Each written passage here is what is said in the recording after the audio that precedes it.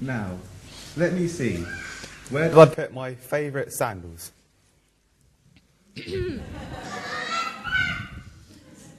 Excuse me, sir. Oh my goodness, you scared me. I need to talk to you for a moment, sir. This really isn't a good time for me. I'm getting ready for a long trip. This won't take but a moment, sir. We are from the fire department. We've had reports of a forest fire in the area near here, so we're just asking the locals to move out for a while. Go visit some relatives or something. You know, get out of the way so we can do our job. You understand, don't you, sir?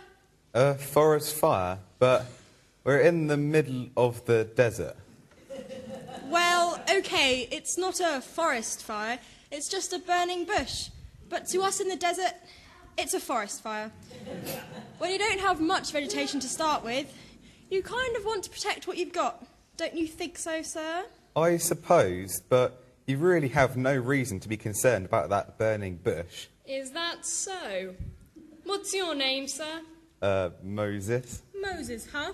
Tell me, Mr. Moses, just what do you do for a living? Well, I'm a shepherd. I see, a shepherd. And I suppose you feel that your experience in the area of sheep herding somehow gives you some sort of special knowledge about fire safety that a trained fire protection professional like myself couldn't possibly know. That's not what I meant. Look, buddy, I come from a long line of firefighters. My father was a firefighter, and so was his father, and so was his father. All I was trying to say is that I've seen this burning bush, and believe me, it won't cause any harm. You saw this burning bush? Yes, I was watching my father-in-law's sheep when I came across it. Did you see any kids playing with torches in that area? The fire wasn't started by any person. I wouldn't be so quick to rule out arson if I were you, Mr. Moses. The fire was fire from heaven. Fire from heaven? Like a Sodom and Gomorrah type of thing here? No, nothing like that. The bush was on fire, but it didn't burn up.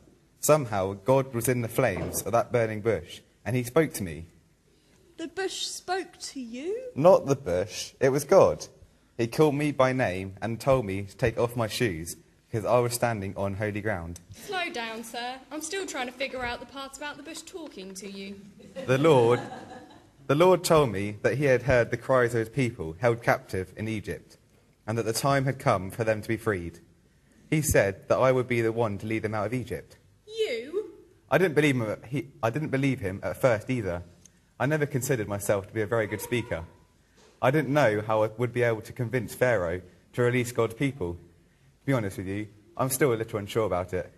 But God showed me how he could help me to do amazing miracles to try and convince Pharaoh to listen. What sort of miracles? Well, God told me to put my staff on the ground, and when I did, it changed into a snake. Then when I picked up the snake, it turned back into my staff. Sounds like too much smoke inhalation to me, sir. People have been known to hallucinate when around fire and smoke for too long. It wasn't a hallucination. It was the power of God. Yeah. So, is that the trip you're getting ready for? You heading off to Egypt? Heading to Egypt to free God's people. God told me that my brother Aaron was already on the way to meet me there. He will help me to speak to Pharaoh. Is he a pyromaniac too? Look, I didn't set the bush on fire. God was speaking through that bush. Well, I hope your trip goes well and all, but you sound like trouble to me, Mr. Moses, if that's your real name. I'm just going to keep an eye on you. I mean, you shouldn't just go around talking to burning bushes. Didn't anyone ever tell you not to play with fire? What can I say? When God talks, I listen. All right, go on and get ready for your trip. But I don't want to catch you someday out in the middle of a desert with a big pillar of fire or something like that. Got it? You never know what might happen.